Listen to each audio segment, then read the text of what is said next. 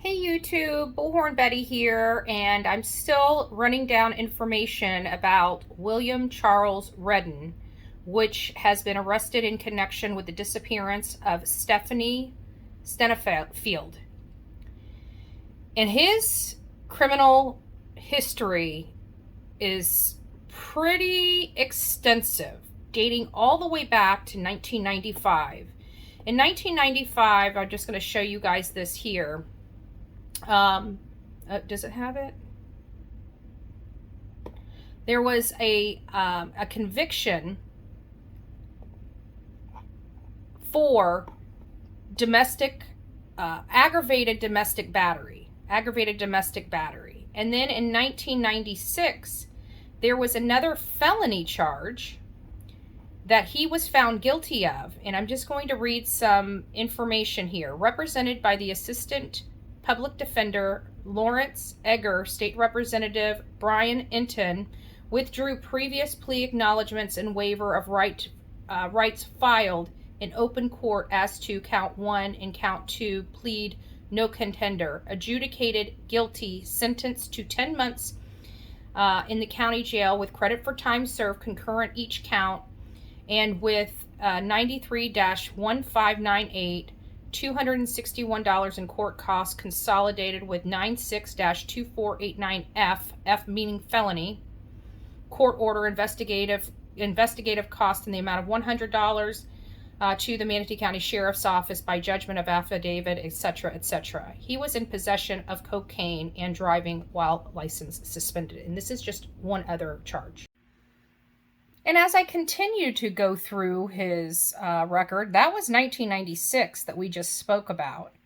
And I thought that was kind of the beginning, the 1995, the aggravated battery. But I just came across even an older charge in his record. This is from, looks like an arrest on June 2nd, 1993. He's got three different sales of cocaine and one of possession of cocaine, 4 different charges related to that. The represented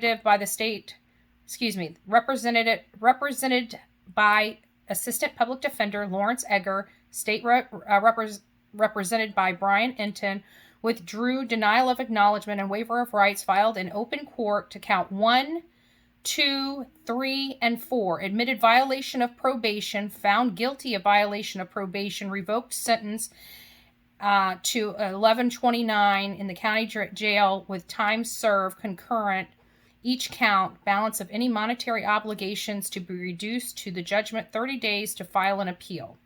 So found guilty of that in 1993. So now we're finding out this man, William Redden, has a violent history and a lot of drug charges, as well as driving around without the proper papers, driver's license, registration, or insurance, making this county and has made this county unsafe since 1993.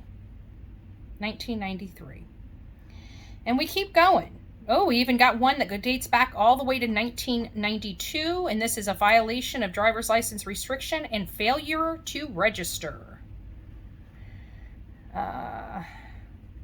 Robert Cook, Assistant Public Defender, counts 1 and 2, admit VOP, found guilty of VOP, probation terminated, credit for 49 hours of public service work, concurrent each count, acknowledged, and waiver of rights filed in open court before Judge Walter Talley. So this guy has been a menace to Manatee County for quite some time. And I'm just curious as to why he has not been fully held accountable and why he was allowed on our streets to continue this kind of conduct to the point now we have a deceased woman at his hands. And this was all leading up to it. As I'm reading this record, from the violence early on in the 90s to all the drugs that he has been arrested for and found guilty of, and then you have the being found guilty and having to be a registered sex offender in 2012. This is all speeding up to this. Why was this man allowed to stay out of jail, to even be in the position of harming Stephanie, is beyond me. Because some of this stuff is pretty bad. Pretty bad. It looks like after 2012, he's got some traffic citations in 2020. But all through, from the early 90s, all through the 2000s, it looks like even after 2000, let's see if we have anything for 2009, 2010. He's got stuff here for 2012, but it's traffic infractions. So it looks like he's able to be good. Like, it looked like it went from 2008 to 2011. So it looks like he had a few years there that he didn't get in any trouble whatsoever. But other than that, every single, it's like every few years he's got himself into trouble. And again, these are not just arrests or court cases. These are actual convictions. He's been convicted of aggravated battery. He's been convicted of possession of drugs. He's been convicted of violation of probation. He has been convicted of child charges. He has been convicted of these things. This was one bad dude. And why he was allowed on the streets to perpetrate harm on somebody, again, it's beyond me. There is no rationale that can explain why he was still on our streets here in Manatee County after being violent, after drugs, and then in 2012, when he had to start registering as a sex offender, why was he not arrested for a longer sentence? He has clearly been spiraling out of control for several decades. It was only a matter of time. Everything seems to have keeps getting worse and worse. The types of charges, like before it was just aggravated battery. Now we're throwing in drugs. Now we're throwing in children. It was only a matter of time before we got to this point. You know, our judicial system, I can't blame them all. You know, I think that sometimes they unfairly punish people.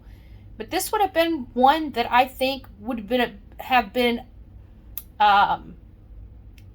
deserving of a couple decades in jail. Let's read. Let me just read this to you guys. Just flip the.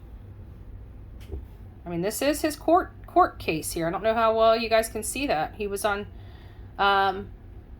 so first appearance, he was on supervised release for non-screening. Now, mind you, the charges of this, the severe charges of this, and he was released with no screening, which is a problem for me. I don't know how he was able to do all that.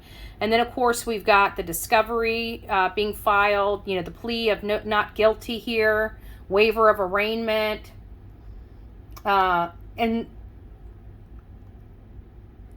stipulation for substitution of counsel, state's response to demand for discovery and witness list. That's a standard request.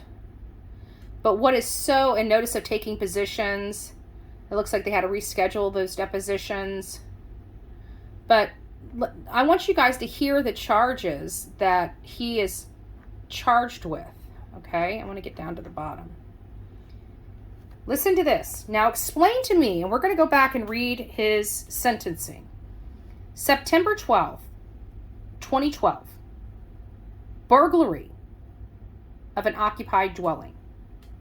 Burglary of an unoccupied dwelling. Resisting, obstructing, or opposing an officer without violence, which means he most likely gave them the wrong name. Traveled to entice a child to commit acts.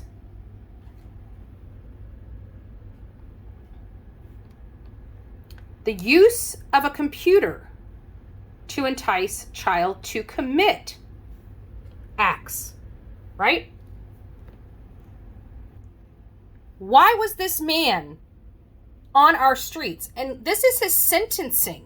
Let's talk about what he was sentenced with.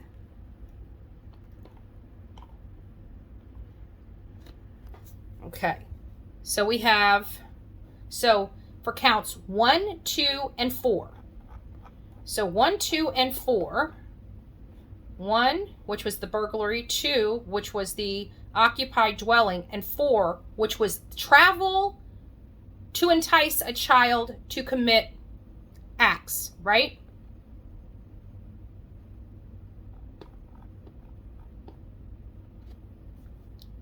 He was committed to the Department of Corrections for 48 months, 4 years.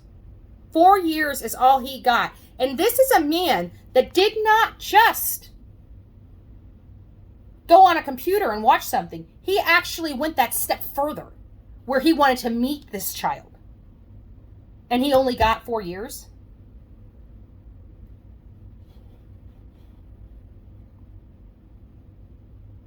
Plus he has 3 years of SO probations, offender probation. 48 months. So it looks like he only got a sentence based on, here's count 3.